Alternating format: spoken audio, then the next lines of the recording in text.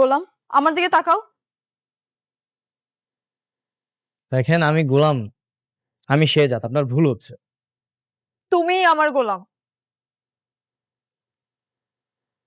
Who is this girl? হ্যাঁ, তুমি কে? গোলাম, তুমি কি বলতেছো এগুলা? তুমি ওকে চিনতে পারতেছো না? ও তোমার ওয়াইফ ঋতু। হচ্ছে নিউ এমপ্লয়ি। তুমি তুমি কি আমাকে চেনো? আরে ফকিনীর বাচ্চা, তোকে আমি কেন চিনবো না? আর তুই কি ভেবেছিস এই প্যান্ট কোট পরলে পরিচয় বদলে যায়? একটা কাজের ছেলে কাজের ছেলেই থাকে। শালা একটা 2 টাকার কাজের ছেলে আবার কোট প্যান্ট পরেছে। Get out! সাহেব, শেহজাদ স্মৃতি হারানোর পর যা যা কিছু হয়েছে, তুমি কিন্তু কোনো কিছু বলবে না শেহজাদকে। এই ম্যানেজার, ম্যানেজার সাহেব, ম্যানেজার কোথায়? তো ওটাই গোলাম, ভাবির কথা মতো ওটাই শেহজাদ। না না, আমাকে প্রমাণ করতেই হবে কে গোলাম কে শেহজাদ। ম্যাডাম, ম্যাডাম বসে আছে মানে? স্যার, আপনি অসুস্থ ছিলেন তো, ফাতেমা ম্যাডাম বোধহয় কিছুটা পরিবর্তন করেছে। আমি 2 দিন কি অসুস্থ ছিলাম মানে আমার অফিসের সব নিয়ম কানুন change? No no no no, never never. আমি যেখানে যা রেখে গেছি সেটা সেখানেই থাকবে। এই এই mister Rishad, just get out of my office নাও। ঠিক আছে, বুঝতে পেরেছি, ভাবির এক্স হাজবেন্ড, তাই তো? কিন্তু আমার প্রশ্ন হচ্ছে, সে যদি শেহজাদ চৌধুরী হয়ে থাকে তাহলে আমার গোলাম কোথায় গেল? কি বলছো এসব? অন্য কারো বউ মানে এগুলা কোনো কথা হতে পারে নাকি? তাহলে রিজন কি? রিজনটা আমাকে বলো। আমার থেকে তুমি দূরে দূরে থাকছো কেন?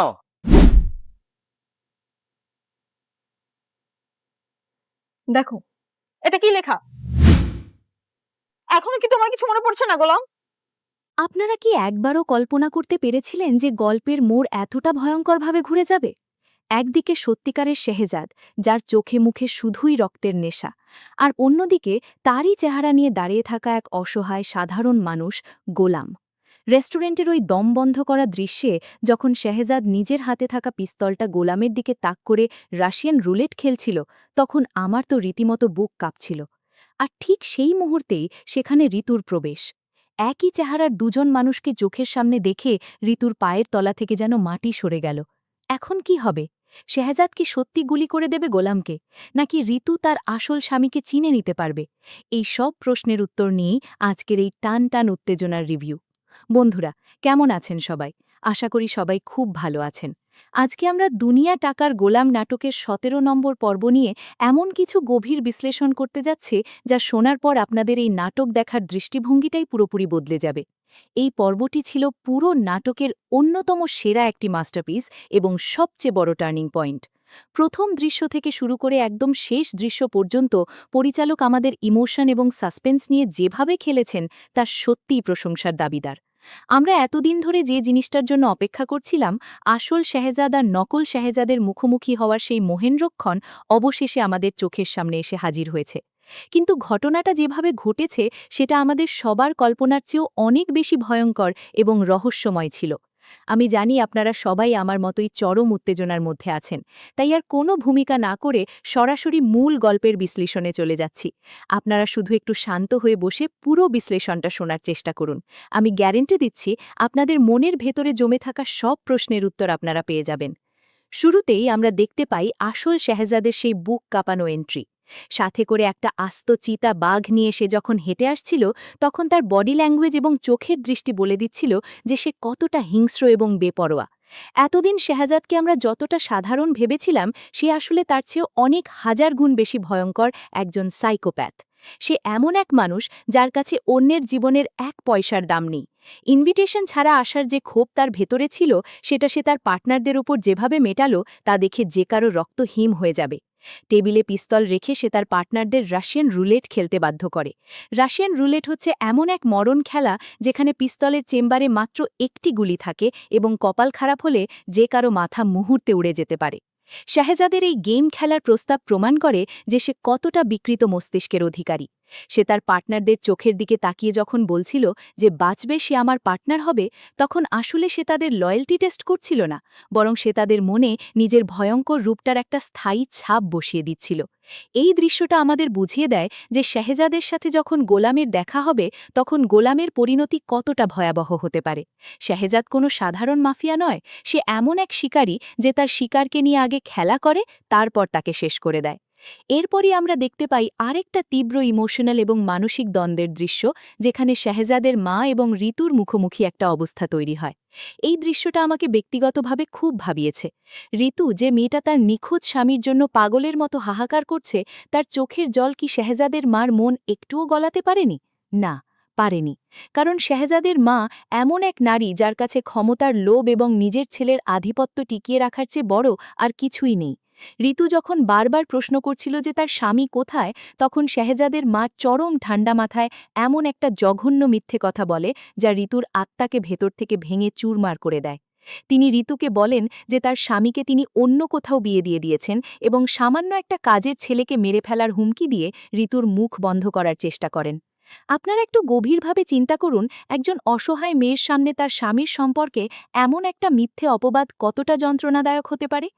ঋতু তো জানেই না যে স্বামী গোলাম আসলে শেহজাদ সেজে বসে আছে। শেহজাদের মা খুব ভালো করেই জানে যে ঋতু যদি কোনোভাবে সত্যিটা জেনে যায় বা গোলামের সামনে চলে আসে, তাহলে তাদের সাজানো এই নকল শেহজাদের পুরো প্ল্যানটা তাসের ঘরের মতো ভেঙে পড়বে। তাই তিনি ঋতুকে মানসিকভাবে দুর্বল করে দেওয়ার জন্য এই ভয়ঙ্কর চালটা চালেন। কিন্তু ঋতুর চোখে যে অবিশ্বাস এবং যন্ত্রণার ছাপ ছিল, তা দেখে স্পষ্ট বোঝা যাচ্ছিল যে সে এই মিথ্যের কাছে এত সহজে হার মানবে না। ঋতুর বন্ধু যখন তাকে বলছিল যে গোলাম কখনোই এমনটা করতে পারে না, তখন আমরাও মনে মনে এটাই চাইছিলাম যে ঋতু যেন তার স্বামীর উপর বিশ্বাস না হারায়। গল্পের উত্তেজনা তখন আরও কয়েক গুণ বেড়ে যায় যখন আসল শেহজাদ সরাসরি কার্মা গ্রুপের অফিসে গিয়ে হাজির হয়। সেখানে নকল শেহজাদ মানে আমাদের গোলাম তখন ম্যানেজারের চেয়ারে বসে বসের অভিনয় করছিল। শেহজাদ যখন দরজার পর্দা সরিয়ে ভেতরে ঢোকে, তখন গোলামের চোখের সেই ভয় এবং কনফিউশনটা কি আপনারা খেয়াল করেছিলেন? গোলাম তো সাধারণ একজন মানুষ, টাকার প্রয়োজনে বা পরিস্থিতির শিকার হয়ে সে এই মিথ্যার জগতে পা রেখেছে। কিন্তু যখন সে তার নিজের চেহারারই আরেকজন মানুষকে তার সামনে এসে দাঁড়াতে দেখল, তখন তার মস্তিষ্কে নিশ্চয়ই একটা বিশাল ঝড় বয়ে যাচ্ছিল। শেহজাদ অত্যন্ত অবজ্ঞার সাথে গোলামকে চেয়ার থেকে উঠতে বলে এবং তাকে ঘাড় ধাক্কা দিয়ে বের করে দেবার মতো পরিস্থিতি তৈরি করে। এই দৃশ্যটা শুধু একটা মুখোমুখি দেখাই ছিল না, বরং এটা ছিল একটা পাওয়ার ডাইনামিক্সের স্পষ্ট চিত্র। শেহজাদ বুঝিয়ে দিল যে বাঘ যতই আহত হোক না কেন, জঙ্গলের রাজা সে নিজেই থাকে। শেহজাদের মা এই পরিস্থিতি সামাল দেওয়ার চেষ্টা করলেও শেহজাদের রাগের কাছে সেটা টিকতে পারেনি।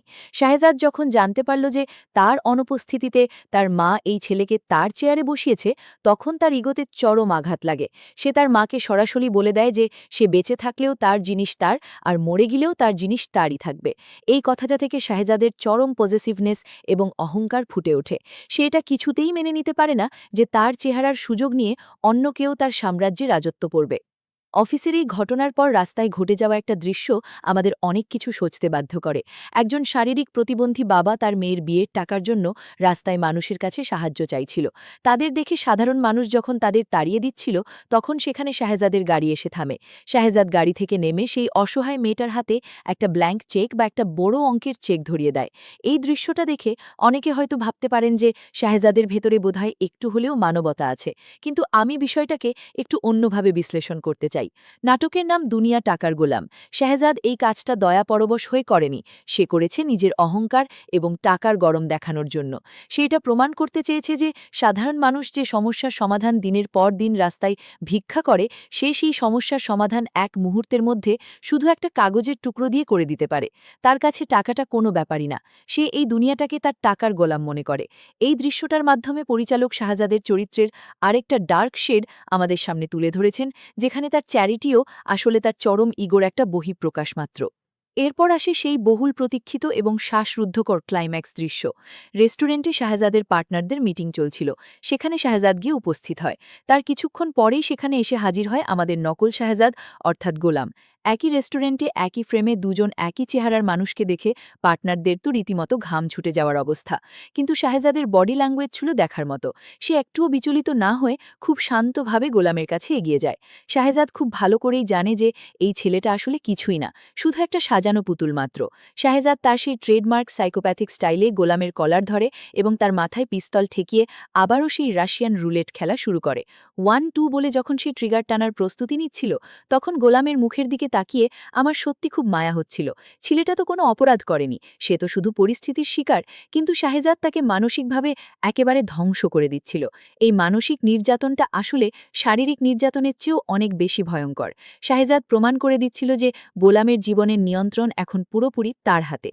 আর ঠিক সেই চরম মুহূর্তে যখন শাহেজাদের পিস্তলের নল গোলামের মাথায় ঠেকানো, তখন রেস্টুরেন্টের দরজা দিয়ে ভেতরে প্রবেশ করে ঋতু এবং তার বন্ধু। এই এন্ট্রিটা ছিল পুরো পর্বের সবচেয়ে বড় মাস্টার স্ট্রোক। ঋতু তার স্থামীকে খুঁজছে, আর এখন তার সামনে দুজন স্থামী, একজন যে চরম আতঙ্কে কাঁপছে আর অন্যজন যার চোখে খুনের নেশা। ঋতুর চোখের দৃষ্টি যখন এই দুজনের ওপর পড়ল, তখন ব্যাকগ্রাউন্ড মিউজিক এবং ক্যামেরার কাজ আমাদের একদম সিটের প্রান্তে নিয়ে এসেছিল। ঋতু এখন কি করবে? সে কি বুঝতে পারবে যে যার মাথায় পিস্তল ঠেকানো আছে সেই তার ভালোবাসার মানুষ গোলাম, নাকি একই চেহারা দেখে সে পুরোপুরি ব্ল্যাঙ্ক হয়ে যাবে? এই প্রশ্নগুলোই এখন আমাদের সবার মাথায় ঘুরপাক খাচ্ছে, এবং এই অসাধারণ ক্লাইফহ্যাঙ্গারে এসেই পর্বটি শেষ হয়, যা আমাদের পরবর্তী পর্ব দেখার জন্য রীতিমতো পাগল করে তুলেছে। এই পরিস্থিতিতে গোলামের চরিত্রটি কিভাবে ঘুরে দাঁড়াতে পারে সেটা নিয়ে একটু চিন্তা করা যাক। আমার ধারণা, গোলাম এতদিন নিজের জীবনের ভয়ে শাহেজাদের মায়ের সব কথা মুখ বুজে সহ্য করেছে। সে মার খেয়েছে, অপমানিত হয়েছে, কিন্তু কখনো সেভাবে প্রতিবাদ করেনি। কিন্তু যখন একজন মানুষের চোখের সামনে তার ভালোবাসার মানুষটি বিপদে পড়বে, তখন সে হয়তো তার সমস্ত সরিজমা হাতিয়ার সমেত স্বীকার করতে যাবে। গোলাম নিজেকে এতদিন দুর্বল ভেবে চলেছে, কিন্তু এখন তার সামনে আছে তার প্রেমিকা এবং তার সন্তান, আর এই দুটি মিলেই গোলামের ভেতরে লুকিয়ে থাকা একটা প্রকৃত পুরুষকে জাগিয়ে তুলতে পারে। গোলাম যদি নিজের জীবনের ভয় না করে শাহেজাদের হাত থেকে ঋতু এবং তার সন্তানকে বাঁচানোর জন্য তার সর্বোচ্চ দিয়ে লড়তে পারে, তাহলে সেই ধোতলাইজি ভালোবাসাই তাকে শক্তি দেবে, এই বহুল প্রতীক্ষিত সিদ্ধান্ত নিতে সাহায্য করবে। গোলামের ধীরাদায়ের পরিবর্তে যদি গোলামই প্রকৃত শক্তিশালী হয়ে ওঠে, বটাক্তা যদি নিজেই হয়ে ওঠে তার সন্তানের রক্ষা কবচ, তাহলে দেখা যাবে যে গল্পের মোড় একেবারে পাল্টে গেছে। এই ধিমি আগুন থেকে যে লাভা বের হতে পারে তা শাহেজাদের সমস্ত অহংকারকে পুড়িয়ে ছারখার করে দিতে পারে। কিন্তু সবকিছু নির্ভর করছে ঋতু আর গোলামের মধ্যে এই বিশুদ্ধ ভালোবাসার শক্তির ওপর, যে এই দুনিয়ার সবকিছুকে পাল্টে দেওয়ার ক্ষমতা রাখে। তাই পরবর্তী পর্ব দেখতে অবশ্যই আমাদের সাথে চোখ রাখুন আর জানান আপনাদের মতামত। কে জিততে পারে এই সাজানো খেলায়? টাকার গোলাম গোলাম কি করবে? শাহেজাদের দুয়াদুরাইকে কার্যকরীভাবে? সব প্রশ্নের উত্তর পাবেন আগামী পর্বে। সামনে তার স্ত্রীর জীবন হুমকির মুখে পড়ে, তখন পৃথিবীর সবচেয়ে ভীরু মানুষটাও বাঘের মতো হিংস্র হয়ে উঠতে পারে।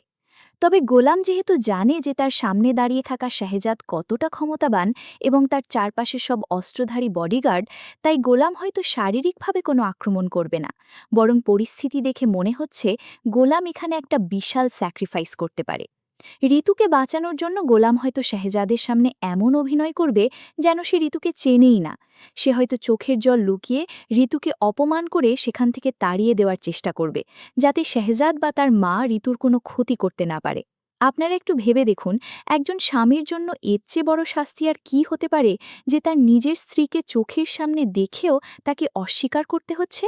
এই দৃশ্যটা যদি আসলেই ঘটে, তবে আমি নিশ্চিত আপনাদের সবার চোখ দিয়ে পানি চলে আসবে।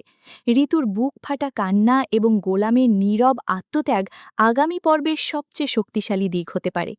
অন্যদিকে শাহেজাদের মায়ের ভূমিকা এখানে অত্যন্ত গুরুত্বপূর্ণ হতে চলেছে। আমরা দেখেছি শাহেজাদের মা কতটা ধূর্ত এবং চালাক একজন মহিলা। আসল শাহেজাদ ফিরে আসায় তিনি কিছুটা বিপদে পড়েছেন, কারণ শাহেজাদ কোনোভাবেই গোলামকে তার জায়গায় মেনে নিতে পারছে না। কিন্তু শাহেজাদের মা খুব ভালো করেই জানেন যে তাদের এই অন্ধকার জগতে শাহেজাদের অনেক শত্রু আছে। যে কোনো মুহূর্তে শাহেজাদের উপর হামলা হতে পারে বা তাকে পুলিশ গ্রেফতার করতে পারে। আমার মনে হচ্ছে শাহেজাদের মা এখানে একটা মাস্টার প্ল্যান করবেন। তিনি শাহেজাদকে বোঝানোর চেষ্টা করবেন যে গোলামকে মেরে ফেলাটা বোকামি হবে, বরং গোলামকে বাঁচিয়ে রাখলে তাকে শাহেজাদের বডি ডাবল বা ঢাল হিসাবে ব্যবহার করা যাবে। যদি কখনো শাহেজাদের উপর গুলি চলে, তবে সেটা গোলামের গায়ে লাগবে, আর যদি পুলিশ কখনো ধরতে আসে, তবে গোলামকে আসল শাহেজাদ সাজিয়ে পুলিশের হাতে তুলে দেয়া যাবে। এই যুক্তিতে হয়তো শাহেজাদ কনভিন্স হয়ে যেতে পারে এবং সে রাশিয়ান রুলেট খেলাটা মাঝপথেই থামিয়ে দিয়ে পিস্তলটা পকেটে রেখে দেবে। শাহেজাদ হয়তো গোলামকে বলবে যে আজ সে ভাগ্যগুণে বেঁচে গেছে, কিন্তু এরপর থেকে গোলামের জীবনের প্রতিটি মুহূর্ত হবে শাহেজাদের দয়ার দান। এই ধরনের একটা সাইকোলজিক্যাল প্রেশার তৈরি করে পরিচালক শাহেজাদ চরিত্রটিকে আরও অনেক বেশি ডার্ক এবং নেগেটিভ হিসাবে আমাদের সামনে উপস্থাপন করতে পারেন। এছাড়া রেস্টুরেন্টে উপস্থিত শাহেজাদের পার্টনারদের কথাও আমাদের ভুলে গেলে চলবে না।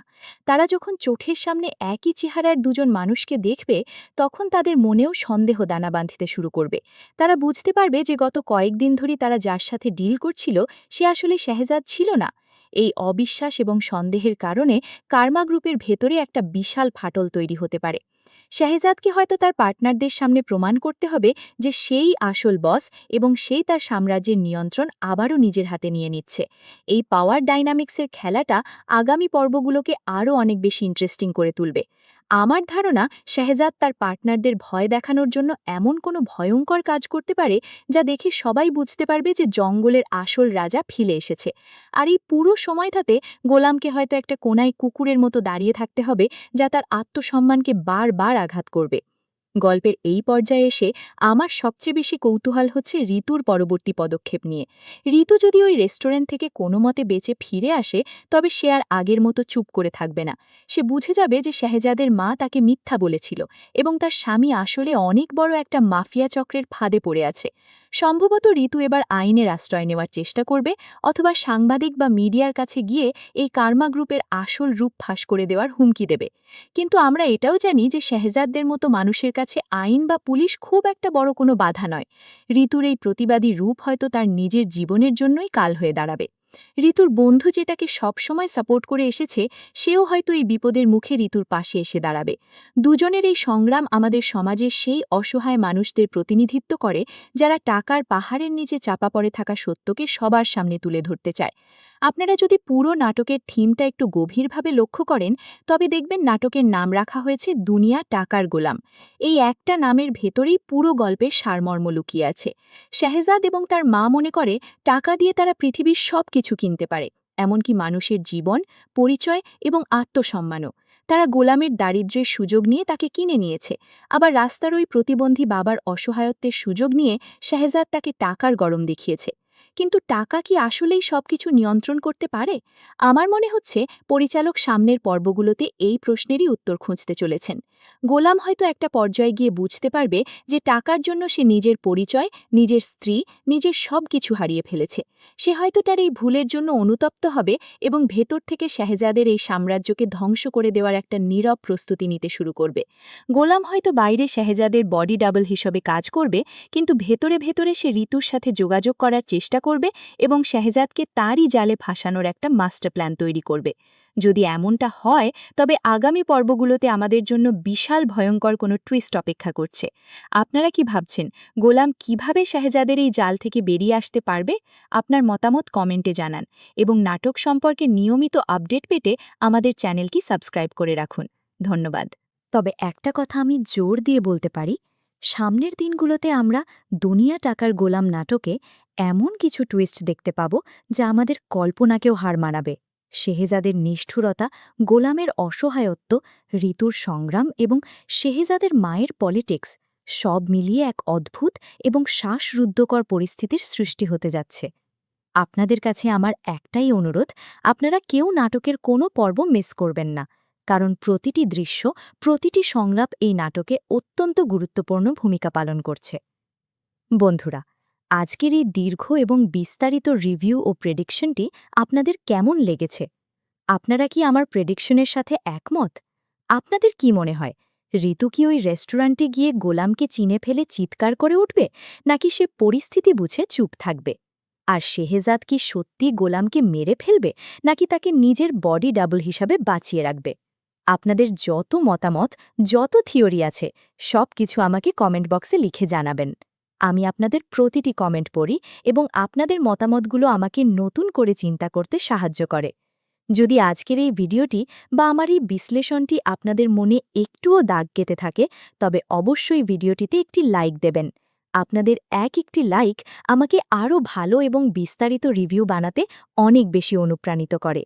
যারা এখনও চ্যানেলটি সাবস্ক্রাইব করেননি তারা এখনই সাবস্ক্রাইব করে বেল আইকনটি অন করে দিন, যাতে নাটকের নতুন কোনো পর্ব আসার সাথে সাথে আমার রিভিউ আপনারা সবার আগে দেখতে পান।